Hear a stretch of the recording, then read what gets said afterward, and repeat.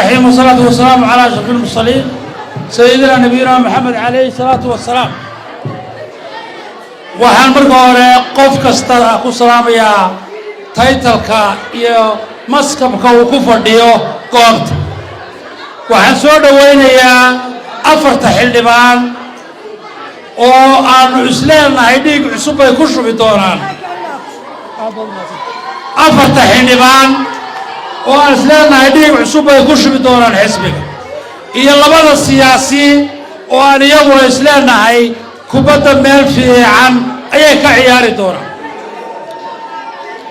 waxaan kaloo ugu mahadnaqayaa goobtan dhammaan dadka codbixiyaasha ah ee reer Gabiley oo aan marnaba xisbiga kulmiye u ogolaan in dhinaciisa dhulka la dhigo oo u ah laf dhabarta xisbiga kulmiye ku xisaabtama. waxaan odhanayaa oo kale Gabiley waxay dheer tahay dadka. Gabiley waxay dadka dheer tahay waxay leedahay meeyar miigan oo hal adayg u dhashay oo karti badan oo waqti badan iyo meelo adag ka soo saaray maantana wali mayalka u haya.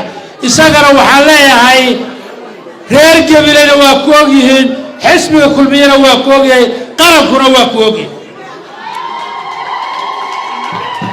waxaa sharaf ii ah inaynu maanta halkan wada joogno innagoo isu dhan. aad iyo aad baan ugu faraxsanahay inay Gabiley 88 codba ay ku dhici doonaan. xaggay ku dhacayaan kulmiye markhaati baanu annaguna ka ahaan doonaa. murashaxii madaxweynaha iyo madaxweyne ku-xigeenkana waanu gaarsiinaynaa.